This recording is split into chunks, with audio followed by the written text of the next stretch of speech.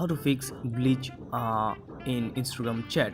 It's an easy process, so let's start. So first of all, hit the subscribe button. That's helped me, guys, so thank you. After that, just open your Instagram app, and then when you come to the chats, if the chats is glitching or making problems with your Instagram, so just check your internet connection is stable or not.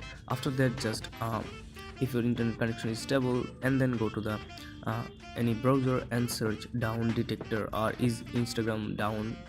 After that, when you see this page, just click to the Instagram options, and then just scroll down. If you see more spike or big spike here, that means Instagram is now down.